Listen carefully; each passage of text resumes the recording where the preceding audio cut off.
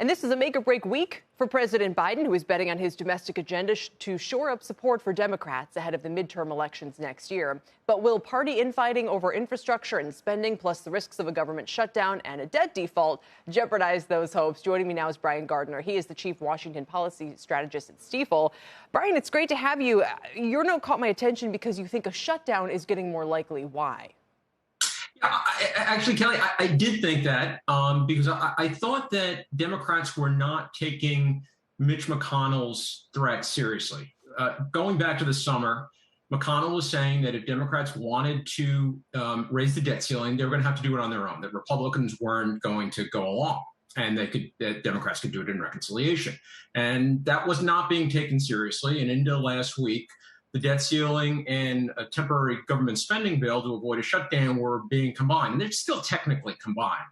But it seems like Democrats have realized that McConnell wasn't bluffing, that Republicans aren't going to vote to increase the debt ceiling. And so they're going to have to find another way to extend government funding and avoid a shutdown. And I think I'm growing confident through the weekend that the exit strategy on that probably is better than I had previously thought.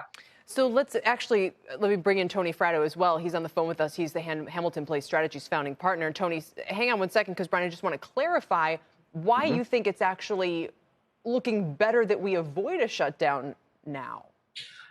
Because I think Democrats decided that, one, McConnell was not bluffing, and so there was not going to be a Republican vote to increase the debt ceiling. And that given everything that's going on in Washington and with the administration, situation on the border, situation with COVID, situation coming out of Afghanistan, and trying to pass these huge spending bills, the two infrastructure bills, that a shutdown, some people might blame Republicans in the short term, but it's not in Democrats' best interest to play that game. So I think Democrats kind of figured out what McConnell was doing and that he wasn't bluffing, and that they decided it's not in their best interest to try and pin this on Republicans, that it actually would hurt the administration and hurt Democrats. So they've decided to pivot into a shorter-term spending bill.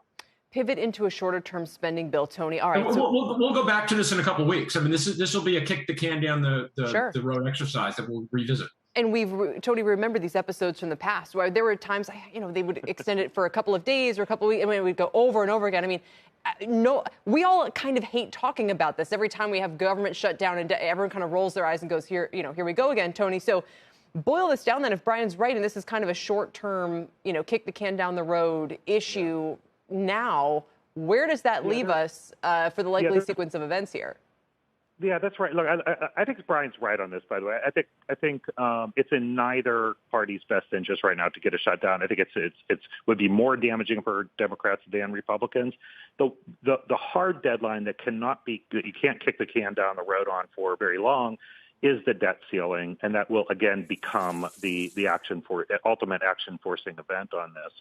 Right now, what they need is a little bit of time. Both parties need just a little bit of time, and it's going to be days, and I think it will trip into a week or two for these guys to find the right price to avoid shooting the hostages. And the hostages right now are the reconciliation bill on the part of progressives and the infrastructure bill on the part of Democrats. And so finding a price on the reconciliation bill is what the task is over the next week to 10 days, and they need some breathing room to do that. And so I think the CR is going to, they're going to have to do something like that over the weekend, this upcoming weekend, to get through that. But Nancy Pelosi and Schumer need to show progress on getting closer to a number that meets the standards of Kirsten Sinema and Manchin in the Senate. But the number, Tony, that you're talking about is way lower. So we've all been talking about this $3.5 trillion number, and you're saying the question is whether Manchin and Sinema can accept something in the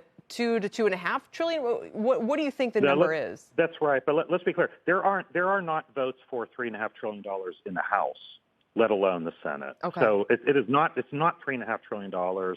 Under no one's real understanding of what's going on, is it going to be $3.5 trillion? It's going to be less than that. There are a lot of Democrats in the House right now who cannot vote for a $3.5 trillion bill and won't, and have signaled that. Now, they've been comfortable in letting Manchin and Sinema take the flack on this and take the public heat.